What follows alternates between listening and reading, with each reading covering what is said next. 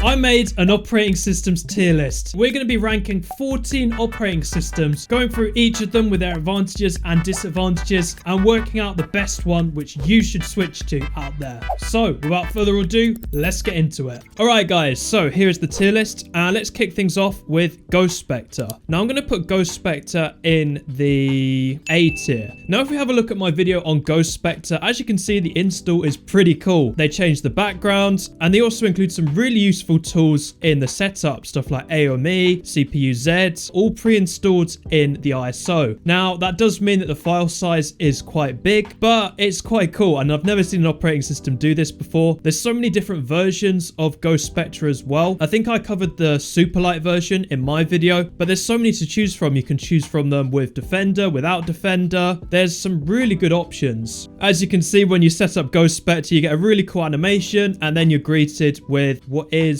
your layout basically. So it's based on Windows 11, and yeah, it also comes with a Ghost Specter tool as well, which is really cool. You can install operating systems through here. You can enable and disable Microsoft services. And there's also various Windows tweaks and stuff that you can mess around with post-install. So yeah, it's a pretty cool tool and very good that it comes pre-installed on Ghost Specter. Like I said, it is Windows 11 based, so you're running obviously the latest 22H2 version of Windows 11, which is really good. It also takes up hardly any space on your disk, as you can see from my video here, which is a big advantage of using Ghost Specter. However, there are a couple of disadvantages, and that's why it's not in S tier, it's in A tier. The main reason for that is there is quite a lot of background processes on a fresh install of Ghost Specter. As you can see in my video here, I got about 101, which is quite a lot compared to some of the operating systems on this list. And also the other disadvantage is it comes with the app shortcuts on the start menu. You can disconnect from the internet when you're installing this, but it's a bit of a faff. And yeah, it would have just been nice if they could just cut them out of the operating system in general. So yeah, for all of those reasons, Ghost Specter is going in the A tier. All right, next up we have got Arch Linux.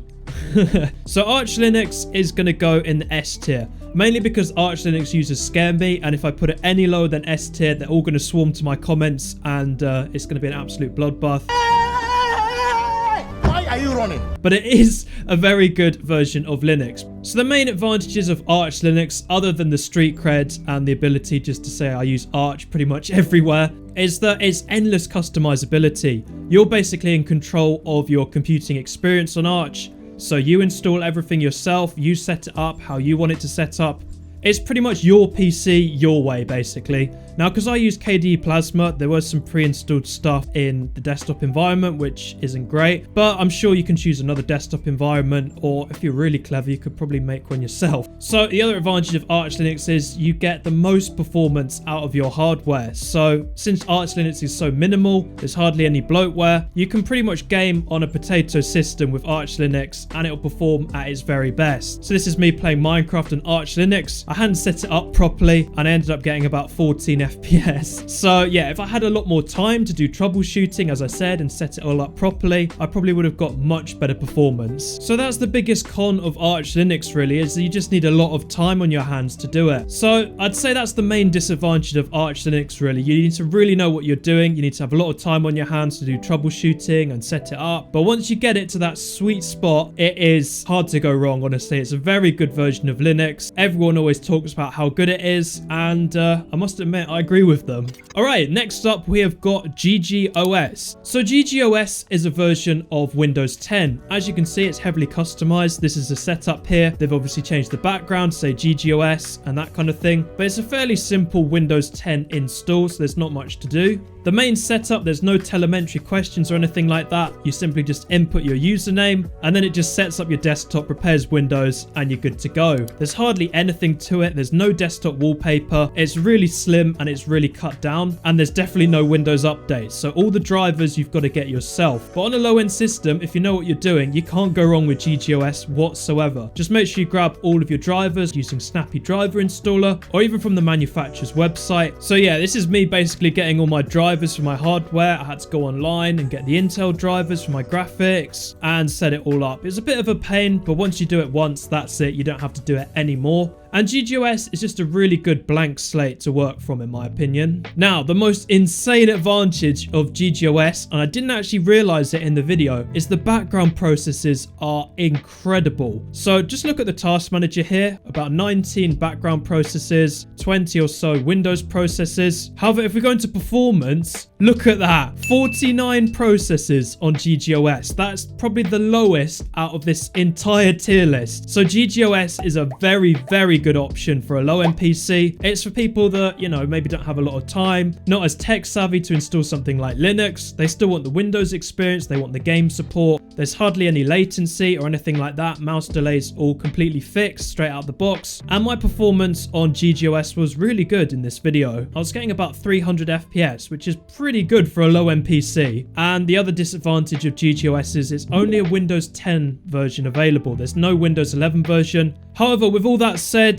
and just the insane background processes, we're going to put GGOS in the S tier. The background processes are insane on it. Requires a little bit of setup, a little bit of getting used to, and it's a solid option if you want to do gaming on a low-end system with the familiarity of Windows. Next up, we have got Chrome OS Flex. Now, I did a video installing Chrome OS Flex on my low-end laptop, and I mean, it was okay. It's pretty much just turns your laptop into a Chromebook, and Chromebooks are pretty useless, honestly, for gaming. So there's not a lot you can do here. Like, as you can see in this video, it pretty much just makes it into a Chromebook. You've obviously got Google Chrome, emails, YouTube, all that good stuff, thumbs up. Yeah, it's not great really. You can't do any kind of gaming on Chrome OS Flex at all. You can install Linux apps on here, but I just didn't have any luck getting them to work. That's another thing as well. Chrome OS Flex is in beta, so it's very buggy. Lots of things don't really work. So yeah, this is me trying to set up the Linux development environment, and I believe it just got stuck. Or if it did install,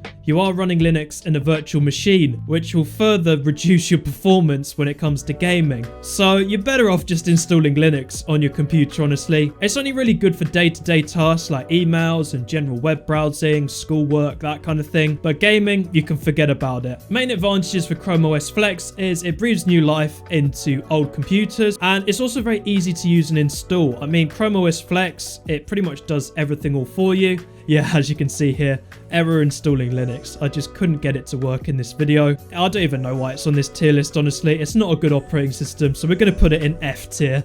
I mean, come on, one of these operating systems had to be there, and I think Chrome OS Flex fits there pretty well. Next up, we have got Revi OS. Revi OS is based on both Windows 10 and Windows 11. Installing Revi OS is pretty easy. You just download the ISO, put it on a USB, and install it on your computer. The setup screen is pretty basic. You just select your country, language, and that's it. It's preparing Windows. No telemetry questions, and it's pretty good. So this is what the desktop looks like on Revi OS. It comes pre-installed with the Brave browser and the revision tool, which is a really cool tool. As you can see, there's no app shortcuts. If you take a look at the Revi tool here, you can actually enable and disable Windows Defender, which is so good. And their tool is really well designed as well. It literally looks like something Microsoft have made themselves. It takes up hardly any space on the drive as well, as you can see here from my video. But the main advantage of Revi OS is super low background processes. As you can see here, 59 processes, but for a Windows 11 based operating system, you can't go wrong, honestly. Now, since I did this video on Revi OS, there's actually a new way to install it. You can actually install this through the AME wizard and use the Revi OS playbook, which is really cool. The only disadvantage of Revi OS is that users have encountered some weird bugs. I won't go into them, but there are a couple of little hiccups here and there,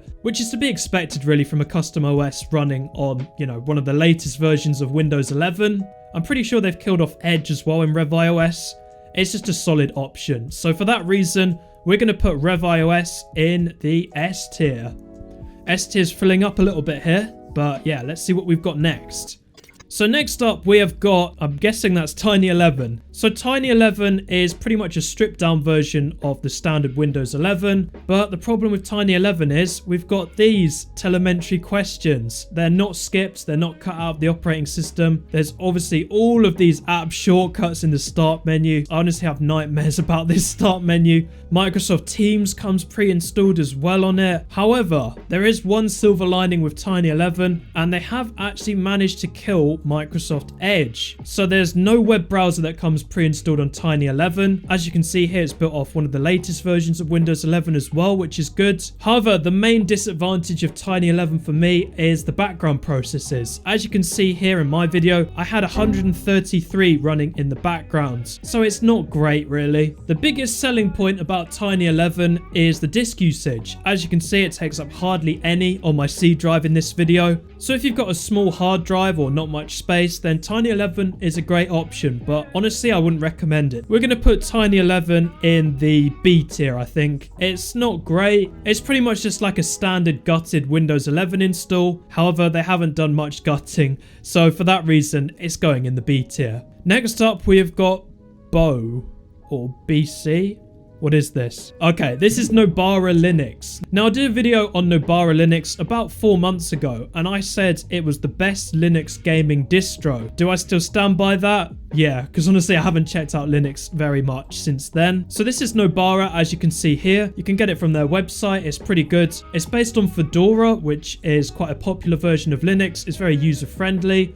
And pretty much anyone can download and set this up, which is really good. And it even comes with stuff like NVIDIA GPU drivers, and it even includes Wine straight out the box, which is so good for gamers out there. To install Nobara, it's pretty simple. You just grab their ISO, put it on a USB using Rufus, and you're pretty much good to go. And you can even play around with Nobara Linux before you decide to install it, which is one of the main advantages of Linux distros in general, really. So once you get into Nobara Linux, this is what you're greeted with. A nice little welcome screen, which is quite cool. You've got first steps. You can install proprietary NVIDIA drivers straight through this welcome screen. It's pretty much laid out exactly like Windows. You've got a start menu. There's not much pre-installed bloatware or anything like that. There are a couple of Office applications and that kind of thing. They're just trying to cater to a wider audience, I guess. And if you've got pre-installed stuff that you don't want, you simply just uninstall it with one click. It's really simple. You can install Minecraft through Nobara Linux Store pretty easily. You just search for Minecraft, the Flatpak version. So gaming on Nobara Linux is really good. As you can see my performance here, it's about 50 to 60 FPS with just standard settings, which is pretty good going. These are the background processes on Nobara Linux. I'm not very familiar with Linux background processes, but there doesn't seem to be too many here. It's mainly just the GNOME stuff, which takes up a bit of usage here. That's probably the main criticism I mainly have of Nobara Linux. It's a pretty bloated desktop environment. Some of the stuff you might not want, so it might not be the best option out there. But for gamers, it's perfect. It comes with all of the dependencies and all the stuff you'll ever want to do gaming on your system. And I'm very excited to see where Nobara goes in the future. So for that reason, I'm going to put Nobara in the A tier. It's really moving the Linux gaming experience forwards, and I'm very excited to see where it goes in the future. Next up, we've got another Linux distro, PopOS. So PopOS is another very popular beginner-friendly version of Linux. It's very easy to install. You just grab the ISO from their website, put it on a USB using Rufus, and boot off of it. So just like on Nobara, you can actually play around with PopOS and decide if you like it before you go ahead and commit to installing it. It's very easy to set up, very easy to navigate, and overall it's quite cool looking really. So most of your stuff is installed through the Pop Shop, which is basically just their own package manager or app store. It's very macOS-like. You've got a dock at the bottom with a launch pad. You've got Firefox that comes pre-installed. It might not be to everyone's tastes, but it's pretty cool. You can install things like OBS through here as well with just one click, and you can even install Flatpak Minecraft as well, which is nice and easy. So actual gaming performance on PopOS, I can't actually remember. I think I installed this on my main system, so my FPS was well over 1,000. As you can see, yeah, I run this on my main system, Ryzen 5 system. So yeah, the performance is pretty much just like how it was on Windows, and honestly, that's a good thing. The main disadvantage I found with PopOS is that it was really choppy in windowed modes. It was only smooth when I went into full screen. And then you've got the problem of when you go into full screen on PopOS that your cursor won't let you move around. It's a very common Linux problem, and I don't actually think there's a way to solve it, which is a little bit annoying. But yeah, that's one of the big problems about playing Minecraft on Linux for me, so it's not great. If anyone has any information about PopOS on a low-end system, then definitely let me know in the comments. But yeah, it's an overall good version of Linux, but it's not one of the best, I would say. So for that reason, I'm going to put it in the B tier. If you're finding this video helpful, make sure to leave a like on it. I post lots of videos like this on my channel talking about operating systems, testing them, Minecraft tech, whatever. If you like that kind of thing, be sure to subscribe because it will really help me out. Thank you. So next up, we've got Atlas OS, probably one of my favorite operating systems right now. And it's one of the latest videos that I've done on a custom operating system on my channel. So Atlas OS is a version of Windows 10. The latest version is installed through AME wizards and playbooks. It's always been a very solid operating system. I know a lot of people use the old version, and the new version is really good as well. It's got the same advantages of RevIOS and the fact that it's open source. Everyone can see what it's doing. It's a little bit annoying. It's not the best way to install something, but I can see why they've done it, and I think this is probably going to be the future of installing custom operating systems, to be honest with you. So this is the main desktop of Atlas OS. They've got quite a clean logo, and the overall experience is very clean and very minimal. As of right now, there's only a Windows 10 version of Atlas OS. As you can see here, there's hardly anything that's come pre-installed. And if you take a look at the background processes, we got only 50. Which is like GGOS levels of background processes. So it's very, very lightweight. There's minimal disk usage as well, as you can see here from my C drive. So I would say the main pros are low background processes. It's a clean and snappy version of Windows 10. It's also got reduced latency and network efficiency. So it's a very good all-round operating system and a very good option for gamers. The only cons I would say of Atlas OS is a little bit harder to set up than before. But as I said, AME Wizard is probably going to be the future of all custom operating systems anyway. It's pretty good and you can't go wrong with Atlas OS, honestly. So for that reason, we're going to stick Atlas OS in the S tier. There are so many S tier operating systems. You can't go wrong with any of these. Next up, we have got the good old Windows 7. Now, Windows 7 has a special place in my heart. It's honestly my favorite version of Windows, honestly. It's so clean. It's just brilliant. I love the design. I love the aesthetic of it. Stable, or it was stable back in the day. No pre-installed bloatware. It's honestly literally just what an operating system should be. However, the problem with Windows 7 is it's just very vulnerable to attacks, and I wouldn't really feel safe using it, to be honest with you. It's also an absolute pain if you want to try and run it on modern hardware. So this is the screen that I was greeted with when I tried to do my first updates on Windows 7. 238 important updates.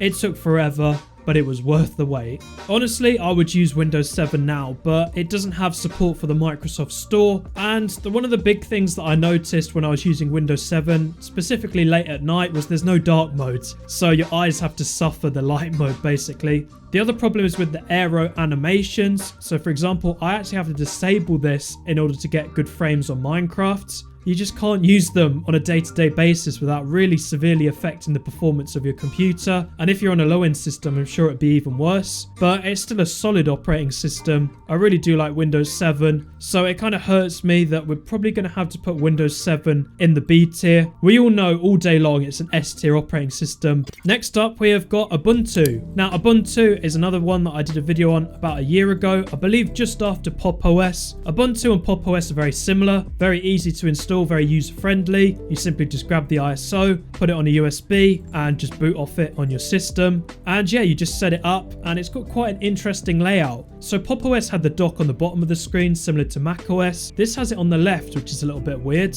However, the main disadvantage of Ubuntu is that it's very bloated. There is lots of pre-installed stuff on here. It comes with useful stuff as well, like LibreOffice and that kind of thing. But Minesweeper, really? Like, this is Windows 10 kinds of bloatware. Actually, no, I wouldn't go that far. I wouldn't call this Windows 10 levels of bloatware, but it's still a pretty bloated version of Linux, in my opinion. Gaming performance on Ubuntu was good.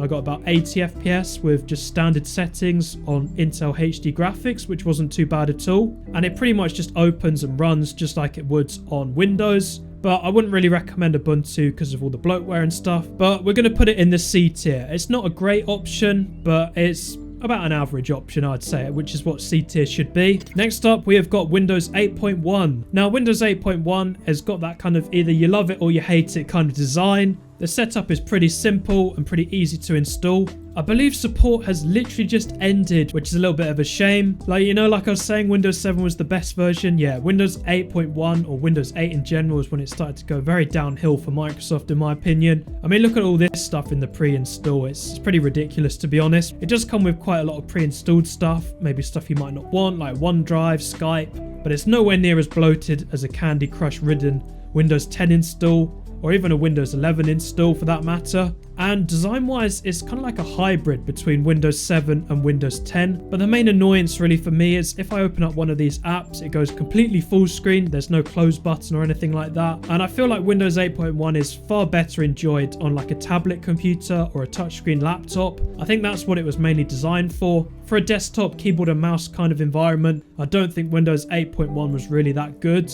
And that probably would have been better. So standard Windows 8.1 install has about 23 Windows processes, 7 background processes, which is honestly like custom OS levels of background processes here. 30, what? No way. Look at that. 31 background processes in Windows 8.1. Okay, that may have boosted up the rankings a little bit for me. Bear in mind, this is a standard version of Windows, completely from Microsoft, no bloatware. I'm just going to go ahead and switch to Windows 8.1 real quick, don't mind me. But yeah, let's wrap this up and put this in, I don't know. Let's put it in B tier. Those processes have sold it for me, honestly. It's obviously let down by the fact that, you know, it's neither love it or you hate it kind of design. And there's also a lack of support for it now. It's been dropped from Microsoft. But otherwise, it would quite easily be up in the A/S tier for sure. Next up, we have got Windows 10 LTSC. So Windows 10 LTSC is what actually I'm rocking on my main system right now. I haven't actually done a video on Windows 10 LTSC, and that's for a few reasons. One, because it's quite hard to obtain. In order to get the ISO, you've either got to get it from Microsoft, which you need to prove that you're an enterprise in order to get it. And also licensing it as well is quite difficult. Now, I'm not going to incriminate myself and say anything illegal here, but you know, there are other ways to license Windows 10 LTSC. So yeah, it's a very solid version of Windows in my opinion. It's only let down by the fact that there are quite a few background processes. So I think when I installed it, I had about 130 processes, which isn't great really for Windows LTSC, but I just run Chris Titus's script and that halved them. And now it's sitting at below 100. And yeah, just a solid version of Windows, no pre-installed bloatware or anything like that. I think we'll put Windows LTSC in the A tier. It's pretty hard to go wrong with it, honestly. And last up, finally, we have got Zoran OS. Now, Zoran OS is very similar to PopOS and Ubuntu. I believe they're all based off the same platform, but Zoran OS is very, very good looking. The huge advantage of Zoran OS is there's 2 versions of it. So there's a core version, which I ran in my video on it, but there's also a light version, which is for basic use on low-end PCs up to 15 years old. And yeah, this is something that all the other Linux distros don't have. So Zoran OS is a really good option. So installing Zoran OS is pretty straightforward. You just download the ISO, use Rufus to put it on a USB, and you're pretty much good to go. Now, this is what Zoran OS looks like. In my opinion, it's the best looking Linux distro. It looks so good, honestly. And you can also customize your layout as well. It's very customizable. And the user layout as well is very user friendly, very, like I said, Windows-like, very easy to use and set up. And it's just so clean. I just love the look of Zoran OS. It's a really good operating system. You can also get all your apps from the little inbuilt store here as well, just like on PopOS and on Ubuntu. You can install Minecraft, the Flatpak version, with simply one click on Zoran OS, which is really good. So gaming performance on Zoran OS is pretty solid. Look at that, I'm getting about 150 FPS performance-wise. So it's a very good operating system for gaming as well. And the huge advantage of Zoran OS is it actually comes with Wine pre-installed. So you can actually open up Windows applications through Zoran OS. So if you've got an executable file, you double click on it on Zoran OS just like you would on Windows. It actually opens it with Wine and it actually runs. So you can basically run Windows applications on Zoran OS, which is really good. Now you might have a couple of issues with Zoran OS and certain things not working, but I've seen videos out there of people installing old retro games and Zoran OS has just been able to run them perfectly through Wine, which is really good. So for that reason, I'm going to put Zoran OS above PopOS and Ubuntu because I believe it's probably one of the best out of the 3. And we're going to put it in the A tier, I think. It's not quite S tier. There are a couple of little issues here and there. So it's not perfect. But yeah, I'd definitely put it in the A tier for sure. So guys, that is the tier list. Let me know your thoughts on it in the comments section down below. Let me know what operating system you guys use as well. I know in my last video I went through, you know, the disadvantage of using these custom operating systems, but these are some of the best, honestly. All the operating systems I've tried myself and 100% stand by, and this is the tier list of them. So let me know where you would have put certain things, and I will see you in my next video. Peace.